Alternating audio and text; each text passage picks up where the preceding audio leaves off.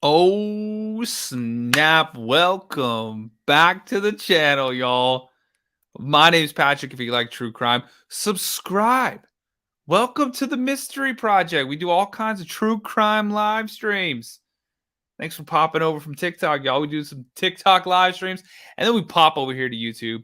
We all get to see everything. Lovely to see you guys. Make sure you subscribe to the channel. Leave a little like. Take a second, like the video, y'all. It helps the channel out tremendously. Okay, y'all ready for this one? All right, so we got a case. It says, cops make a horrifying discovery while searching a missing mom's house. Oh, snap. Here we go. By the way, the audio should sound better, y'all. Thumbs up in the chat. Can y'all hear me? Can you see me? Everything's sounding good. You should be able to hear me even with the video playing. Let's give it a go. You guys ready? OMG. By the way, shout out to Beyond Evil. Make sure you go subscribe to that channel. That's the video that we're watching. So make sure you go subscribe. The link is in the bio. Show them some love. Some really, really awesome stuff over there. All right, let's go. You guys ready for this? Here we go. It was a near-perfect spring day as 50-year-old Jennifer Dulos loaded her children into the family's 2017 Chevy Suburban and took them to school. She rushed right back home because she had 2 doctor's appointments in New York. Wait, why do we know that name? Jennifer Dulos. Have we talked about this one before? This sounds familiar. City, one at 11 a.m. and the second at 1 p.m. Depending on traffic, she should have plenty of time to get home, gather her stuff, change cars, and head out. She made it home, but that's where her trail ends. From there, Jennifer Dulos, mother of 5, going through the extended trials and tribulations of a messy divorce, just disappeared. Before we begin, we would like to extend our deepest sympathies to the family and loved ones of Jennifer Dulos, a loving mother of... There's always those messy divorces, y'all. In case we just talked about. 5, and they couldn't just get the divorce, dude. Had to go crazy. A devoted daughter who was taken from those who needed her very much. She would never show up at the doctor's office, and when her nanny arrived at the house with the kids in tow, there would be no sign of Jennifer. The Chevy Suburban was not in the garage, and the 2014 Range Rover that Jennifer had planned to drive to the city was still there. A personal friend of hers arrived at the home just minutes later, and the 2 adults quickly called the police to let them know she was missing.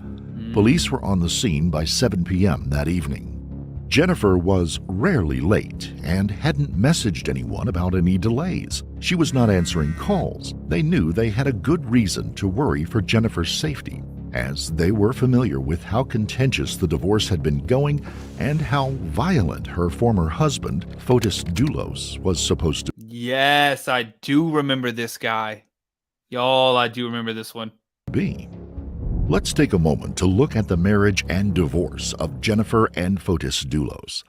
Fotis Dulos was a Greek man who immigrated to the United States in 1986. He would graduate from Brown University, a private Ivy League school, and go on to receive a master's degree in business administration and finance from Columbia University. He married in 2000 and then divorced in 2000. For somebody smart, How could you be so dumb? Shawnee. So refreshing to see Patrick live on YouTube. I live on YouTube. Heck yes. I'm going to start doing this more and more. Y'all, but we got to get this channel to 4,000 watch hours. So y'all, thanks for popping in after the stream. Make sure you go and watch everything. There's even a playlist that you can put on to fall asleep to. And you just listen to all the true crime things while you're sleeping. Do it, y'all. Go find it on the page. All right, let's keep going. 4. The same year, he founded a real estate development and construction company, the 4 Group Incorporated, that concentrated on high-end homes and other projects. Jennifer Farber, a 1990 graduate of Brown University herself, would go on to earn a master's degree in writing from the New York University School of the Arts. Jennifer came from a well-to-do and well-connected family, her aunt and uncle having founded the Liz Claiborne Incorporated Fashion Company. Oh, damn. The 2 would meet at Brown University alumni events and eventually fell in love. Fotis, however, was still involved with his first marriage. The 2 would marry just 1 month after the divorce from his first wife was finalized. Jennifer and Fotis would make their home in one of the more posh neighborhoods of Farmington, Connecticut. They would have 5 children, 3 sons and 2 daughters, including 2 sets of twins. Fotis's business would flourish, and the family would be very busy with outdoor activities, particularly water skiing. By 2012, Jennifer would begin telling friends that the marriage had troubles, and after a vacation in 2017, it seemed that Fotis had decided to give infidelity another try, this time with Michelle. Fotis, what you doing? Wait, this time with who? Troconis, a somewhat younger woman originally from Venezuela. They threw her under the bus. They said somewhat younger. Jennifer had been down this road before at the beginning of her own relationship with Fotis. In court papers and recollections from friends, she said that she began moving things out of the family home and preparing to leave the cheating man. Everything was kept secret, especially her knowledge of the affair, for as long as possible to keep him from getting suspicious. Over the years, she would claim, Fotis had become more controlling, and threats of violence were becoming less and less uncommon when she would have arguments with him. Finally, one day, she packed up the kids and filed for divorce. She would end up renting a home in nearby New Canaan, Connecticut, and began the slow, long slog through the courts to dissolve the marriage and their sizable shared wealth. Oh, damn. The custody battle between the two for the 5 children would become extremely contentious, with supervised visitations being required as Fotis became more demanding. The loss of his children was turning anger into hate. Did it turn into something murderous as well?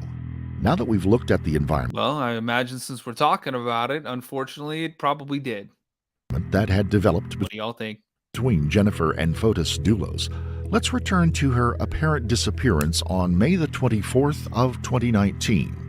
Officers entered the home of Jennifer Dulos in an effort to see if she was somewhere within the house or to find any clues as to her whereabouts.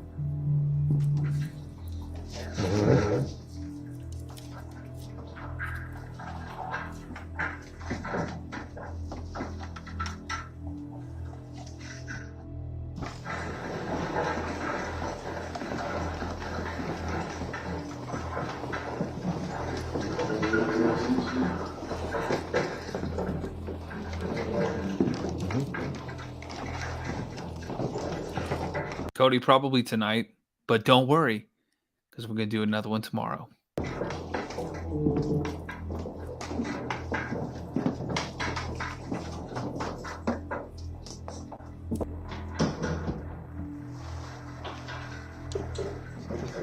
Yeah, this looks like body cam. For sure.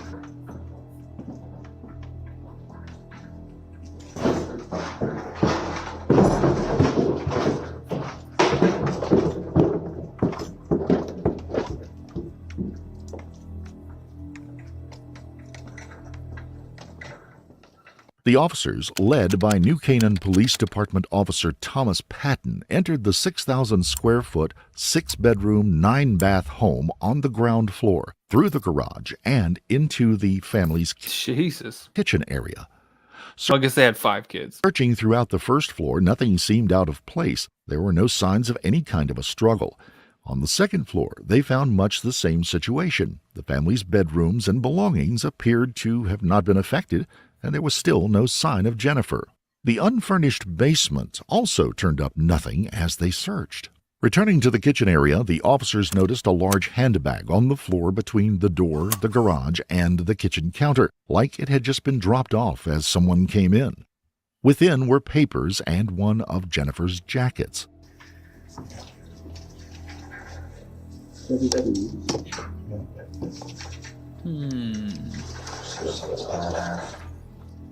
Alright, I've located that vehicle. It is parked on the side of the road. on Lapham approaching Talmadge. I have a secondary plate for you run when you're ready. Connecticut.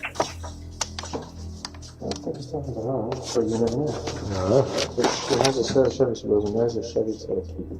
Perhaps she had brought it in when coming to change vehicles before heading off to New York City and her appointments. But she hadn't changed cars. The Range Rover was still in the garage and the Suburban was still gone. The police officers went back out to the garage and looked around a bit more closely. It was wiped at some point, but dried first.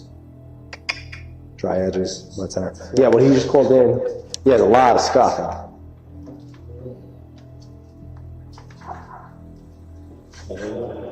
Headquarters to 7. There's some back here too. Is there? Yeah, down here too.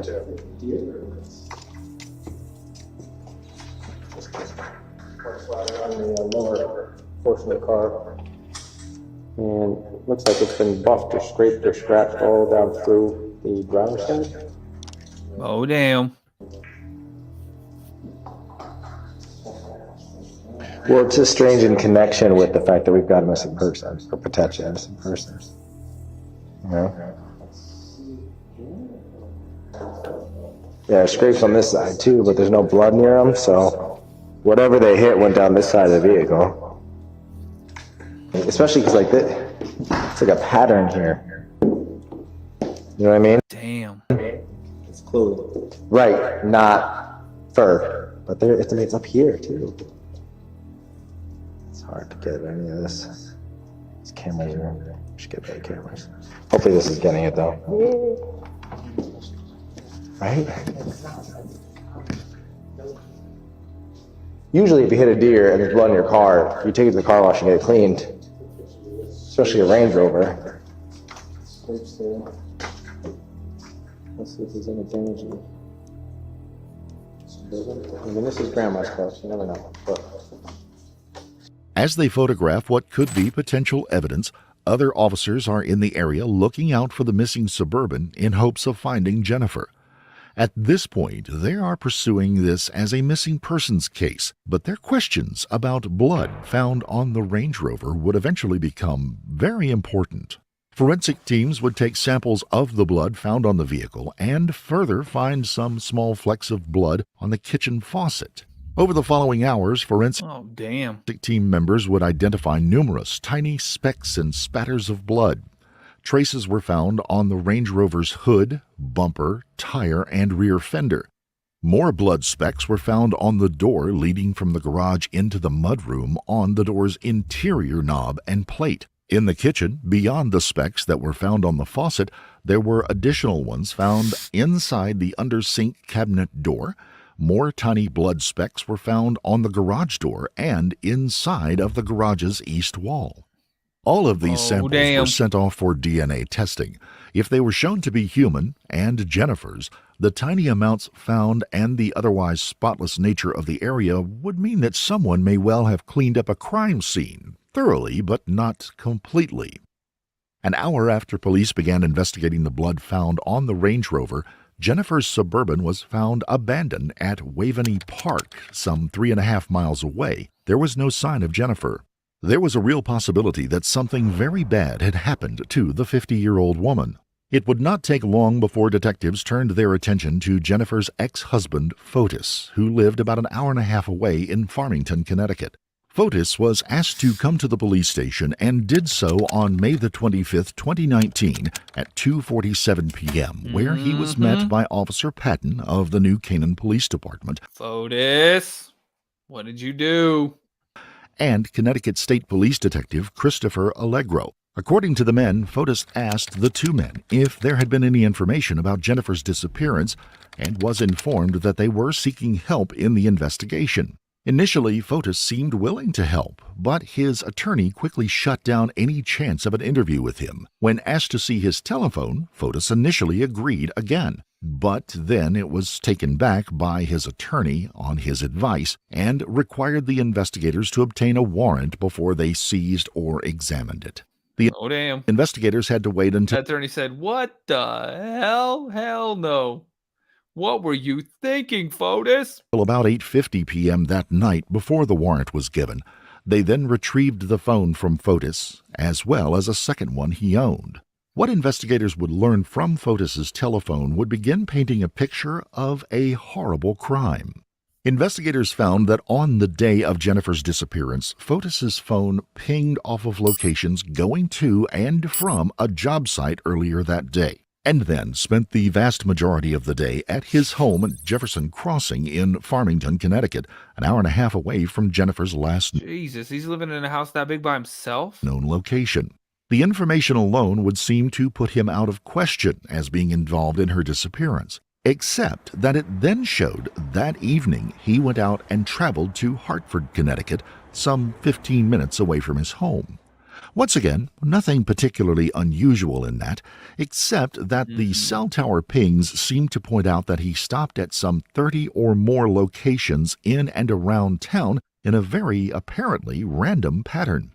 It was suspicious enough, considering his relationship with Jennifer, that investigators began canvassing the area and obtaining surveillance camera footage from the locations and times matching those stops from He's getting out of his little truck and he's throwing trash away. his phone history. I remember this. Oh, what's that, Fotis? What are you doing in the trunk there? What are you doing in the bed of that truck? Well, oh, what's that? What's in that bag, Fotis? What was in that bag, Fotis? We got Fotis of the Fotis doing some Fotis stuff. Oh, you got another one? Oh, you got another one, Fotis. That's a big one, too. What's in there? It showed Fotis He parked right there and didn't even put his emergencies on. He was in a lane, y'all. Do you notice that? He's just in a lane, just parked like, I'm just going, oh, don't mind me. and Michelle Troconis going about town, pulling over and dropping bags of trash Yeah, Michelle, remember that's the girlfriend. here and there. Many, many bags of trash. Look at that. It seems that he would go out of his way to You are crazy as hell, Fotis. pick high-traffic locations to drop the bags. In one instance, Fotis can be seen in video propping up what would turn out to be a WeatherTech cargo liner sized for a Chevy Suburban against a building, while Troconis leaned out of the door of the truck and slipped something white and rectangular through the grate of a storm drain at the curb. Police and investigators swarmed into Hartford, and with the help of local police, they were able to recover the contents of the trash receptacles and fish out what had been dropped into the storm drain. What they found under the grate was an old FedEx mailing envelope containing 2 old, out-of-date license plates whose numbers had been modified. Those 2 license plates had once been registered to Fotis Dulos. Why are you going to do that, Fotis? Trash bags were recovered across the area, and what investigators found within them was horrific evidence. Bloody rags, cleaning items, zip ties, and finally, pieces of women's clothing. Oh, Fotis. Bloody, torn, and cut. And at least in one bag, rubber gloves were found, bloody on the outside, and with every chance that someone's DNA could be on the inside. It was all sent off for testing at the state's police laboratories. They would come back with confirmation that the blood was from Jennifer Dulos. There was no sign of Jennifer, though. No corpse had been found, and no murder weapon either. If Fotis and Troconis had been disposing of evidence in the disappearance and probable murder of Jennifer Dulos, then what were they to make of the alibi for most of the day that Fotis had based on where his phone was? Once again, surveillance footage from security cams provided the answer. Investigators watched hours of footage offered up by Jennifer's neighbors, and they saw what might have been the explanation. Videos showed that around 8:05 a.m., Jennifer could be seen driving her Suburban into the driveway of her home, returning from dropping off the kids at school. She would not leave again until 10:25 a.m., but the driver could not be seen. This would have been far past the time she would have needed to leave to make her doctor's appointment in New York. At 10:29 a.m., the Suburban was seen heading southbound on Weed Street, leaving the area and apparently heading to a park where the vehicle would eventually be found abandoned. At 10:38 a.m., Jennifer's phone rings one last time from a spot near 200 Lapham Road in New Canaan. At 11:09 a.m., her phone completely leaves the Verizon network. At 11:12 a.m., Fotis is seen on camera driving down Merritt Parkway, leaving the area where the Suburban would be found. He is seen driving an older Toyota Tacoma pickup truck, one owned by an employee of his company, Powell Guminade. That truck, now that they know to look for it, had been seen driving into and out of the area of Jennifer's home on 3 occasions, and on 3 occasions would be seen pulling into Fotis's driveway that morning.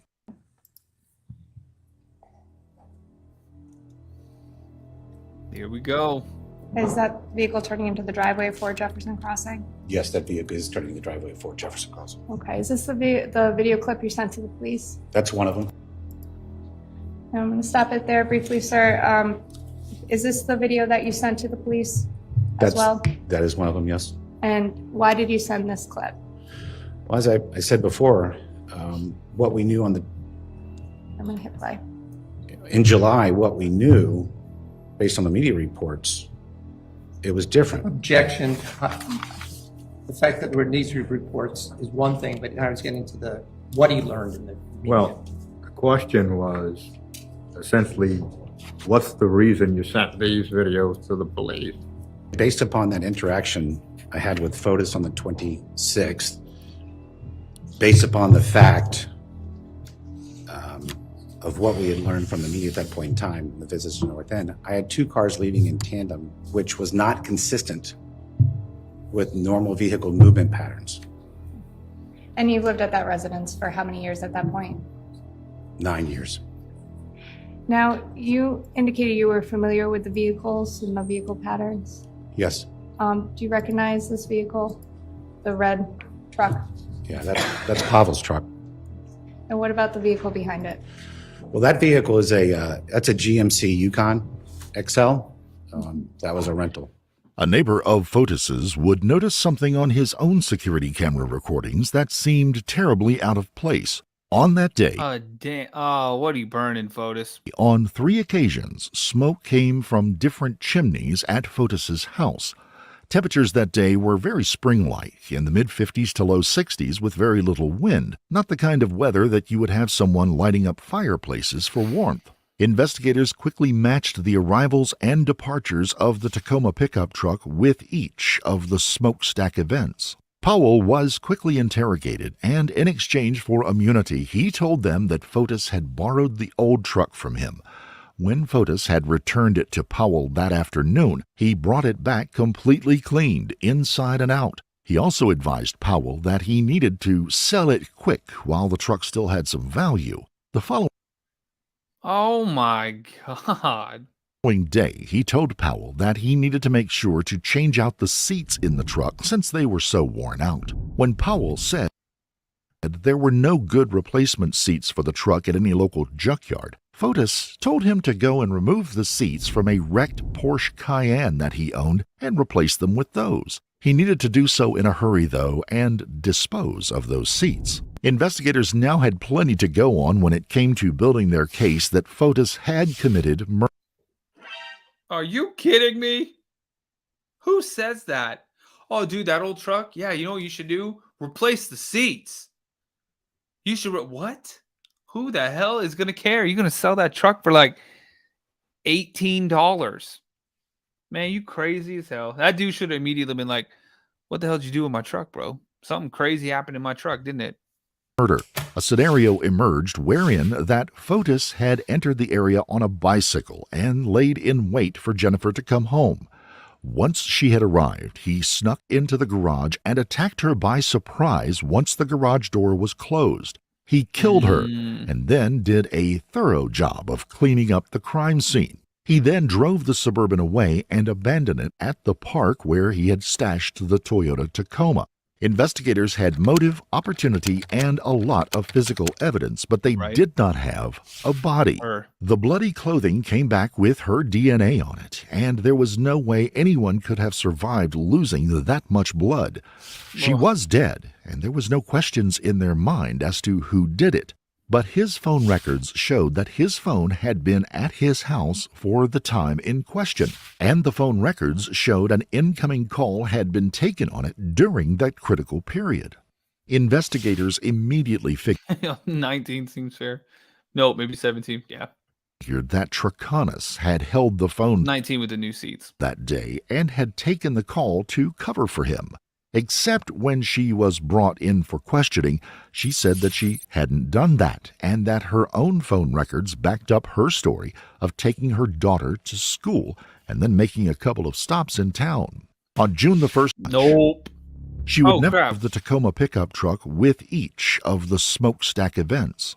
Did a thorough job of cleaning up, of taking her daughter to school, Sorry, I'll hit the damn button. and then making a couple of stops in town. It, like, started over.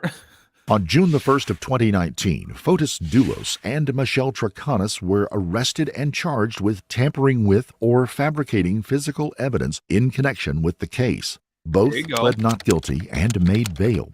The Oh, wow. investigation and the search for Jennifer's body continued. Two men walking the property of a private hunting and fishing club in Connecticut one cold spring day came across something completely out of place. Oh, no. They would later tell police they had found a trench dug in an out-of-the-way place on the tract of land that was about 6 feet long, 2 feet wide, and 3 feet deep, covered with a set of grill grates. Inside the trench was a blue tarp and 2 large, unopened bags of lime.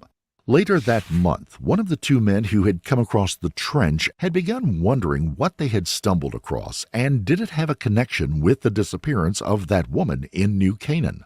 They went back to the spot, but this time found that it had been filled in Damn. He was smart. and covered over with leaves and brush for concealment. He immediately contacted the authorities. Teams carefully uncovered the spot, but found no corpse within.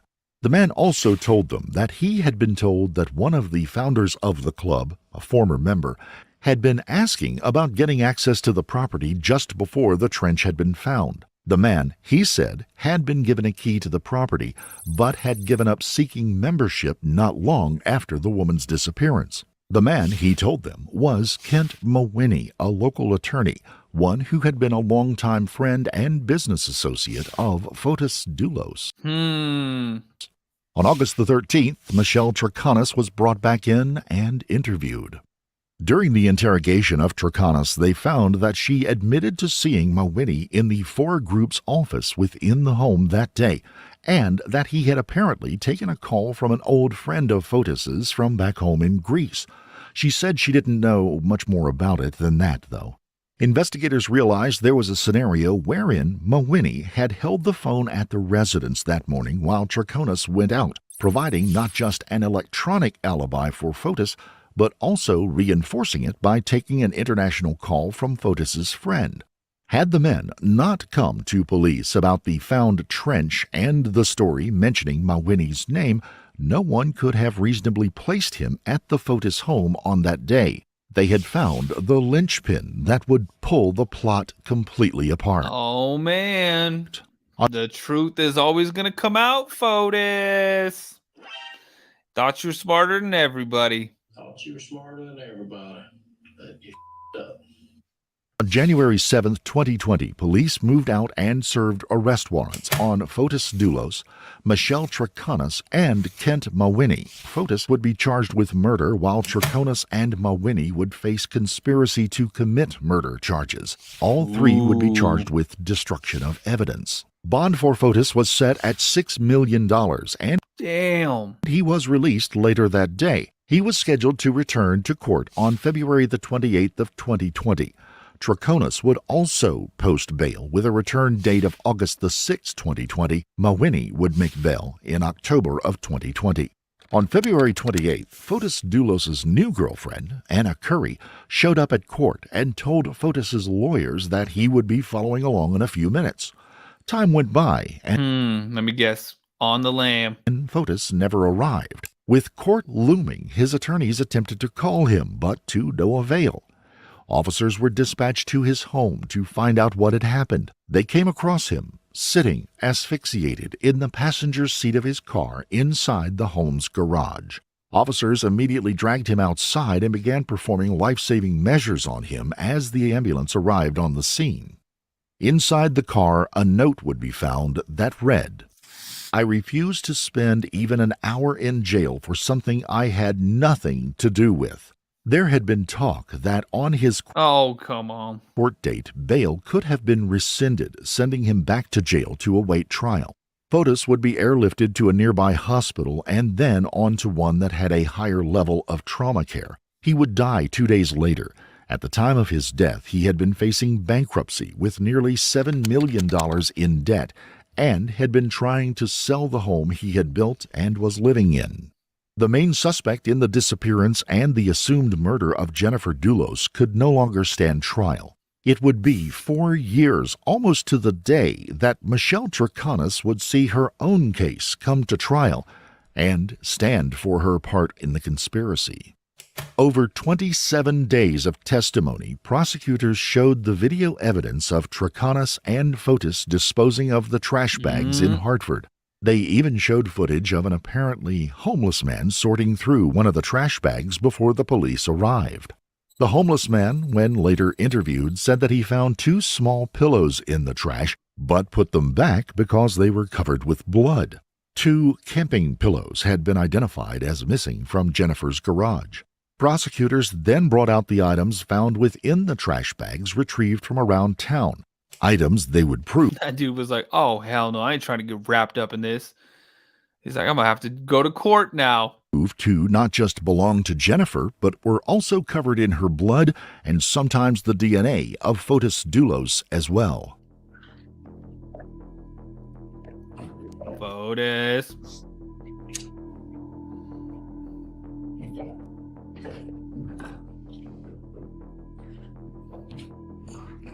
Sergeant Duggan, is this the item that you pulled out of the garbage of Albany and Green on May 30th, 2019? It is. Now, with respect to, first of all, what is it? That's a bra. The back of the bra is collapsed. Was it like that in the condition when you found it? That's exactly how we found it. And with respect to the front of the bra, is there a cut going down the middle of it? There is. Approximately where, please? Right in the center of the bra. Just if you can, sir, if you could point out. And would that be a little off center on the left side, over the left breast area? Yes. Thank you. Sir, if you could take a look at the screen behind you. Is that a photograph of the shirt that you took out of the garbage on May 30th, 2019? It is. Is that the back or the front? I believe that's the back. Do you wish to say? You can continue. The front was cut. The front was cut? Can you show the next picture, please? Thank you. Sir, is that the front? It is. I'm going to show you. Oh, man. Hey, sir, can you please point to where the shirt is cut? It's almost right down the center of the shirt. Are there any buttons or zippers on the shirt? No. Sir, do you recognize this item? I do. What is it? That's exhibit number 502A. That's what was a clear poncho with blood-like substance. It was a clear poncho? Yes. So with respect to the poncho that I'm holding, up here, I don't know if you can see it, sir, but on the top, it looks like there are cuts. Yes. Was that in that condition when you seized it that day? Yes. And there are, I guess, numerous markings and things on this. Do you know what that is? No. Do you know which part it was from? No, when we took it out, a lot of it was wet, so it was just leaking everywhere. Thank you. In effect, because Fotis could not stand for trial, to prove Troconis was involved in conspiracy to commit murder, prosecutors had to make a strong case that Jennifer had been murdered, that Fotis had in fact killed her, and that Troconis had worked in conjunction with Fotis to plan it out and cover up the murder. Numerous witnesses were brought in to testify about the relationship Troconis had not just with Fotis but with his children, and how her relationship with the man's ex-wife was. They painted a picture of a woman, a mother herself, fiercely loyal to her man and angry about how he was being treated in the custody battle. Those would pale in comparison, however, to the strength of one piece of evidence secured, not from Jennifer's home, but from the home shared by Fotis and Troconis. Oh, they get written scripts the two had made to keep their stories straight. Within, the two had worked out the details not of the murder plot, but instead of how their alibis would be structured and how they could cover for one another. If one was supposed to be somewhere at a specific time, the other would be able to verify it. And in all the initial questioning, they held to those scripts almost verbatim. In the end, after closing arguments were made, after Michelle Troconis declined to take the stand in her own defense, the jury came back from their deliberations on Friday, March the 1st, 2024, and delivered a judgment of guilty on all counts. Sentencing will follow later, as will the trial of Kent Mawhinney. It is cold comfort that the murder of Jennifer Dulos has been solved. Her 5 children are now living with their grandmother, and they will carry a heavy, heavy burden they never asked for the rest of their lives. Oh my God. That I do remember that case. That dude is crazy as hell. And then to like take himself out. I mean, come on. Oh, and write a note. I had nothing to do with this. Are you sure? You sure about that? Really? All this? And he left her, the other girlfriend, just like, well, I'm out. Sorry if you go to jail. Holy hell. These people are crazy as hell, y'all. This is crazy. Unbelievable. Well, thanks for being here. Yeah, he's a coward, exactly. Angelica's party.